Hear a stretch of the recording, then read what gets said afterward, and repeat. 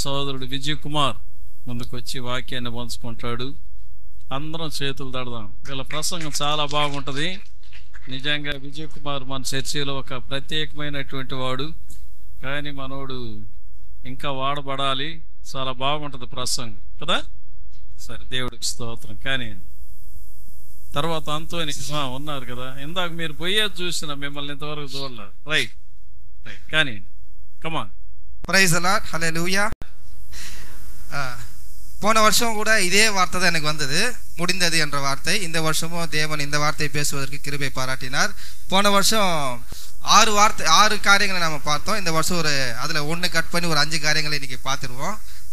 நேரத்தை நாம் பிரயோஜனமாக பயன்படுத்தி கொள்வோம். அநேகருக்கு குட் ஃப்ரைடேன்னா இன்னைக்கு சோகமான ஒரு நாள் அப்படின்னு சொல்லிட்டு துக்க நாளாக கொண்டாடக்கூடிய கிறிஸ்தவர்கள் இந்த பூமியிலே இருக்கிறாங்க. ஆனால் எதற்காக பேர் மட்டும் குட் ஃப்ரைடே, குட்டு, ஆனால் நம்முடைய இருதயம் மட்டும் என்ன சொல்கிறேன், கலக்கத்தில் பேடாக, அதாவது ரொம்ப கலக்கத்தில். அது என்னன்னு புரியல. பண்டிகை பேர் மட்டும் சந்தோஷமாக இருக்குது, ஆனால் அனுசரிக்கிறது மட்டும் கலக்கம் வேதனையோடு அனுசரிக்கிறாங்கன்னா அது ஒரு முரண்பாடாக எனக்கு தோணிச்சு. அதை உங்கள்கிட்ட மத்தியில் நான் பகிர்ந்து கொண்டேன். இயேசு கிறிஸ்து ஒரு 5 முடிந்தது என்ற வார்த்தையிலே 5 விதமான ஊழியங்களை அவர் செய்து முடித்தார். 5 விதமான பிதாவின் சித்தத்தை அவர் செய்து முடித்தார். கடந்த வருடத்திலே 6 காரியங்களை நாம் பார்த்தோம். இந்த வருடத்தில் 5 காரியங்களை பார்த்து நாம் முடித்துக் கொள்வோம்.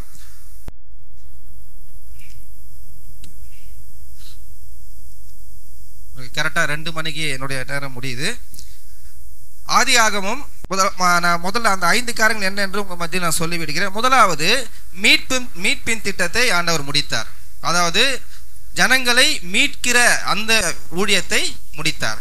இரண்டாவது இயேசுவின் ஊழியம் முடிந்தது. அதாவது இயேசு கிறிஸ்து ஒரு 30 வருடம் தன் தாய்க்கும் தகப்பனுக்கும் ஒரு பிள்ளையாக இருந்து, ஒரு தச்சனுடைய மகனாக இருந்து, ஒரு தச்சனாக இருந்து 30வது வயதுக்கு மேலாக 3.5 வருடம் தன்னுடைய ஊழியத்தை, அதாவது பிதா தனக்கு கொடுத்த ஊழியத்தை ஆரம்பித்து 3.5 வருடம் முடித்து 33.5 வயது தன் ஊழியத்தை சிறப்பாக செய்து முடித்தார். அடுத்ததாக பார்த்தீங்கன்னா 3வது காரியம், முழு கிரயத்தையும் அவர் செலுத்தி முடித்தார்.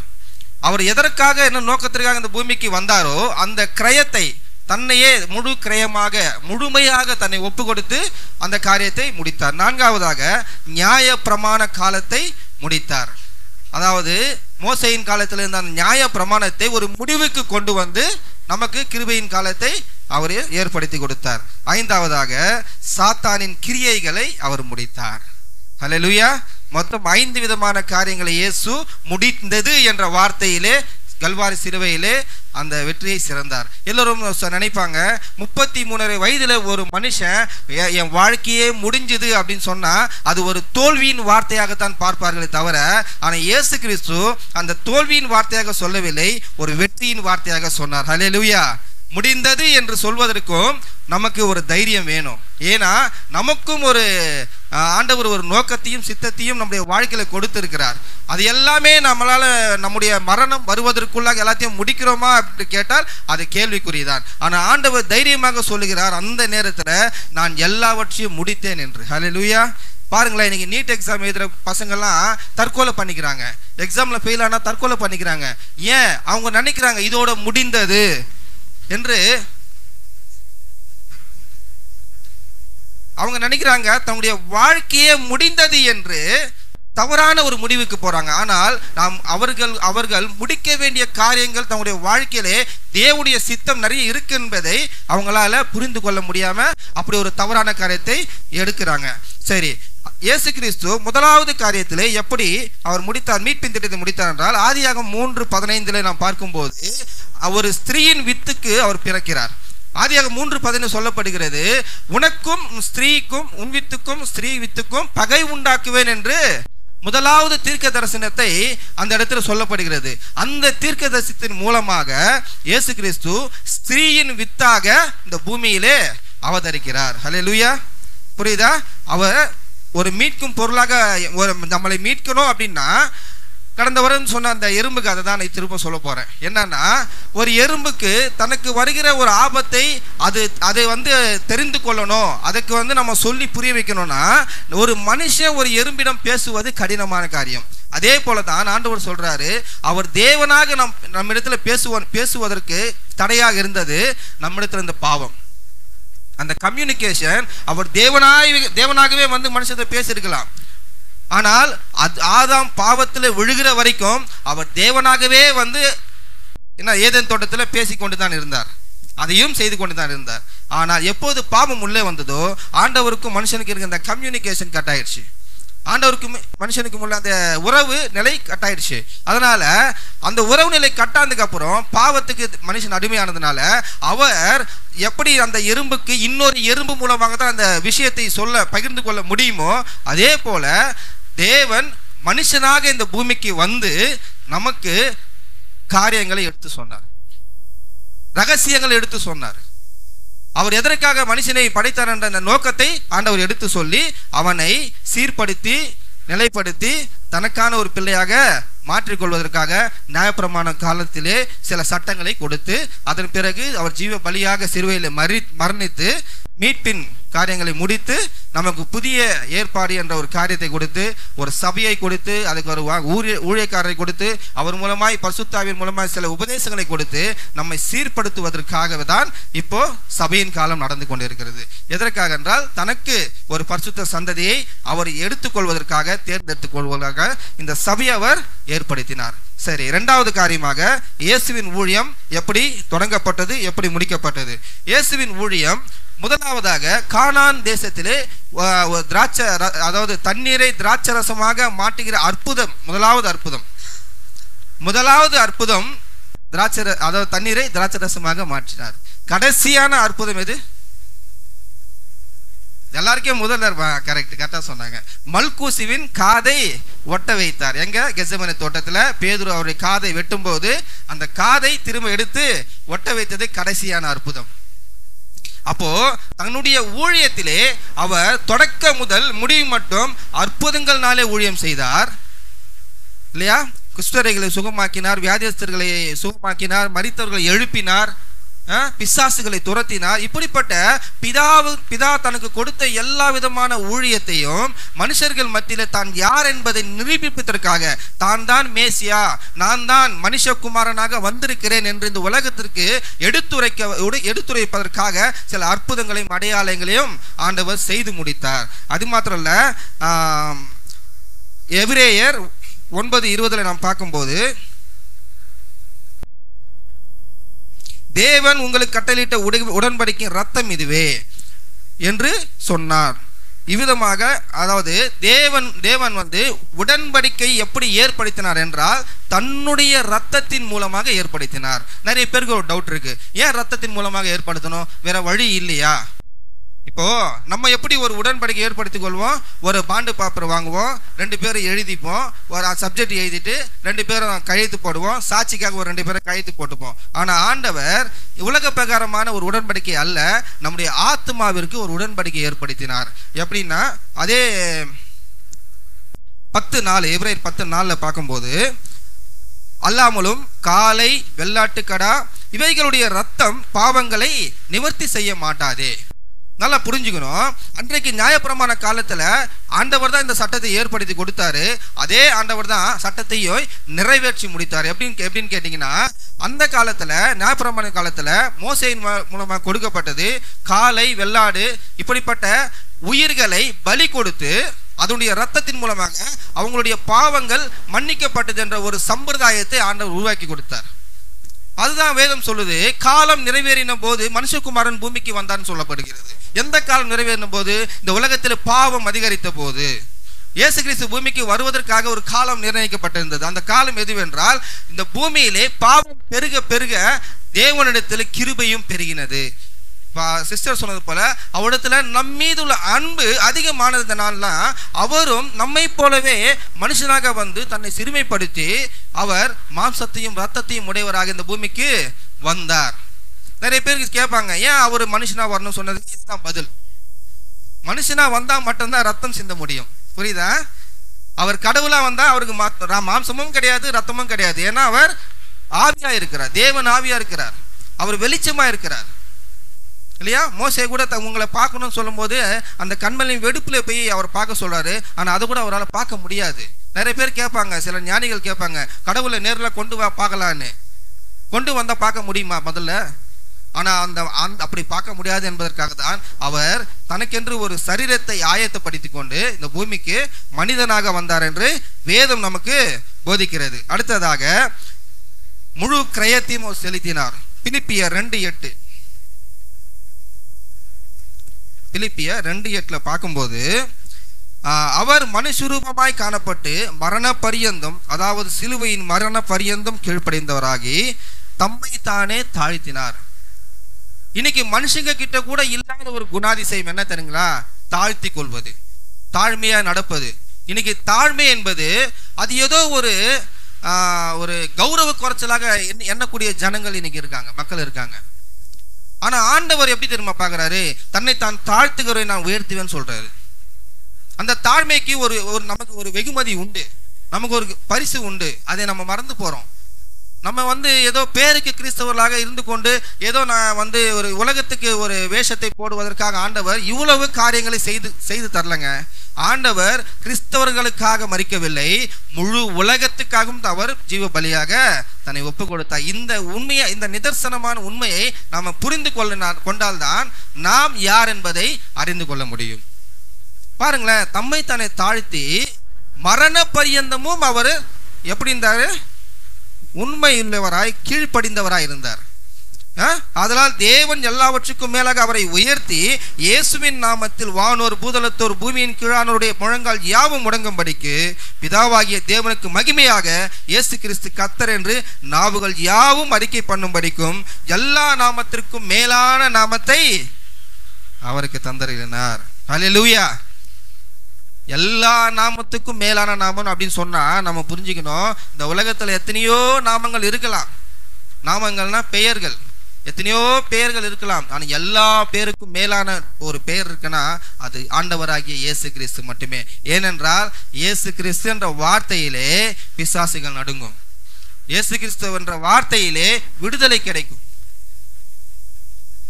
அதை உபயோகப்படுத்துகிறவர்கள் அதற்கு பாத்திரவானா இருந்தால் மட்டுமே.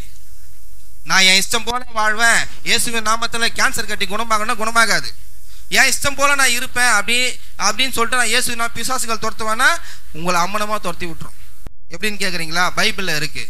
கல்ல அப்போஸ்தலர்கள் போய் பிசாசை துரத்தும் போது பிசாசு பேசுது, எனக்கு பவுலியன்னு தெரியும், பேதுருவேன்னு தெரியும், நீங்க யாருப்பா அப்படின்னு துணிகளை உருவி எடுத்து அவர்களை நிர்வாணமாக ஓட விட்டது பிசாசு.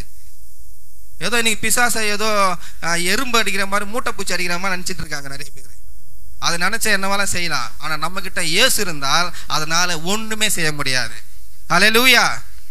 அதற்கு நாம் பாத்திரவான்களா இருக்க வேண்டும் என்பதே தேவனுடைய சித்தமா இருக்கிறது. பாருங்க, இயேசு சொல்றாரு, நான் செய்யறது மட்டும் இல்ல, என்னிலும் நீங்கள் அதிகமாக செய்வீர்கள் என்று தேவன் சொல்றாரு. ஏன் நம்மளால அதை விசுவாசிக்க முடியலன்னா நம்முடைய பலவீனம் தான் காரணம், நம்முடைய சூழ்ந்திருக்க இந்த சூழ்நிலைகள் காரணம், இந்த சமுதாயம் தான் காரணம். நம்ம மற்றவர்களை பார்க்கிறோம், மற்றவர்களை பார்த்து ஆண்டவர் தம்மை தாழ்த்தினது எதற்காக என்றால் பிதாவினிடத்தில், அதாவது தன்னுடைய தெய்வீகத்திற்கு முன்பாக தன்னை தாழ்த்தினாரே தவிர மனுஷங்களுக்கு முன்பாக அவர் தாழ்ந்து போகவில்லை. அங்க ஏரோது ராஜா கூப்பிடும் போது அவர் சொல்றாரு, அந்த நரிக்கு நான் வரமாட்டேன்னு சொல்லுன்றாரு. அந்த தைரியம் யாருக்கு இருக்கு?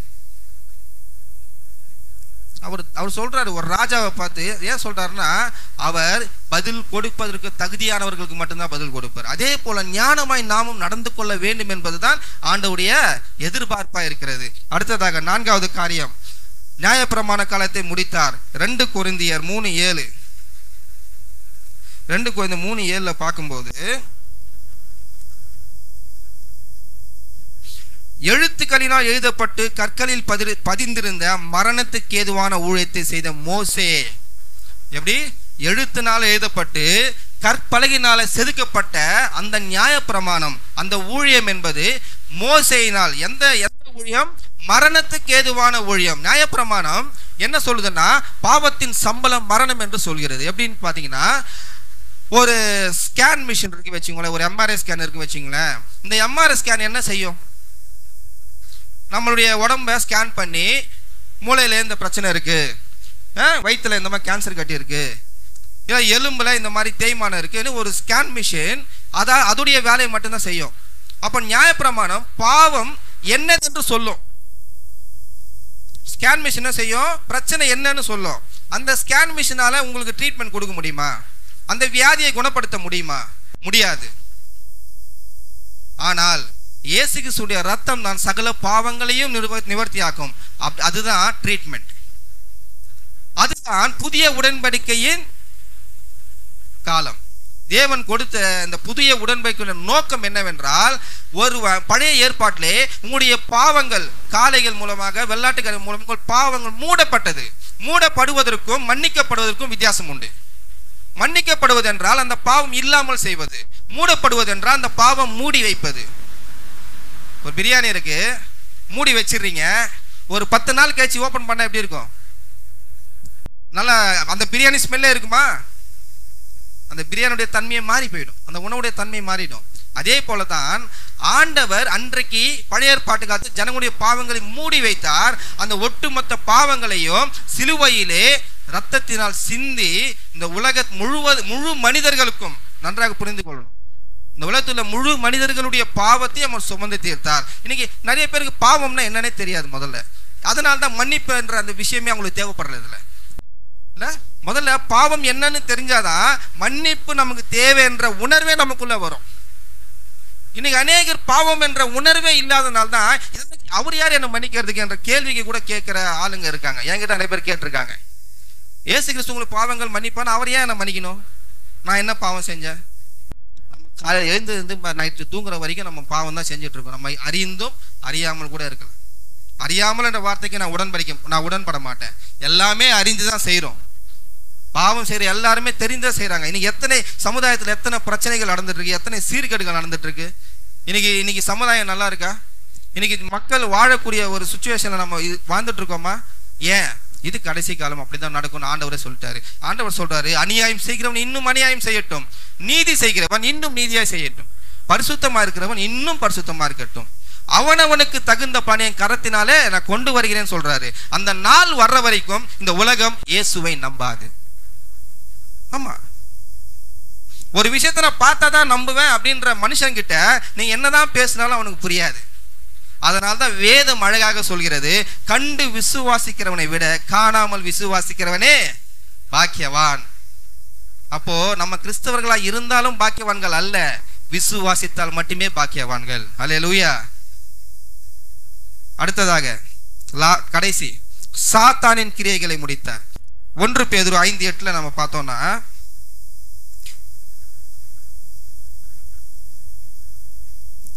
பேதுரு 5:8 தெளிந்த புத்தியுள்ளவர்களாய் இருங்கள். ஒரு நிமிஷமா, ஆண்டவர் சொல்ற முதல்ல விஷயமே தெளிந்த புத்தியுள்ளவர்களாய் இருங்கள் சொல்றார். ஏன் தெளிந்த புத்தியுள்ளவர்களாய் நாம் இருக்க வேண்டும்?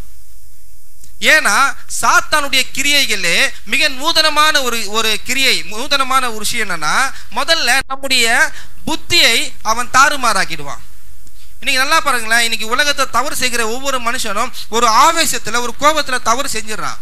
ஒரு கொலை செய்யறதோ ஏதாவது ஒரு பாவம் செய்யறதோ இல்லை ஒரு ஆவேசத்துல செஞ்சிடறான். அதுக்கப்புறம் ஒரு 10 நிமிஷம் ஒரு 1/2 hour கழிச்சு அவனை உட்கார வச்சு கேளுங்களேன், அவனுக்குள்ளாக ஒரு பதட்டம் வரும். புத்தி தடுமாறி பாவம் செஞ்சிடறான். யாருமே என்ன சொல்றது, புத்தியை தடுமாறி தான் பாவம் செய்யறாங்க. அந்த புத்தியை நிலைக்குலைய செய்வது சாத்தானுடைய காரியம், அதுதான் அவனுக்கு கிரியை. அதனால தான் ஆண்டவர் சொல்றாரு, நீங்கள் தெளிந்த புத்தி உள்ளவர்களாக இருங்கள். அப்போதான் சாத்தான் உலகத்துல வரும்போது உங்களால் அவனை ஜெயிக்க முடியும். அது மட்டும் சொல்ல ஆண்டவர் இன்னொரு அறிவுரையை நமக்கு சொல்றாரு, நீங்கள் கோபப்பட்டாலும் பாவம் செய்யாதிருங்கள். ஏன்? கோபப்படுவது மனிதனுடைய இயல்பு என்று தேவனுக்கு தெரியும் இல்லையா? நம்மை படைத்தவர் அவர், நம்முடைய ஒவ்வொரு அசைவுகளும் அவருக்கு தெரியும். அதனால சொல்றாரு, கோபப்படுவது உன்னுடைய இயல்பு, உன்னுடைய மனுஷிக தன்மை அது. ஆனாலும் பாவம் செய்யாமல் ஜாக்கிரதையாரு.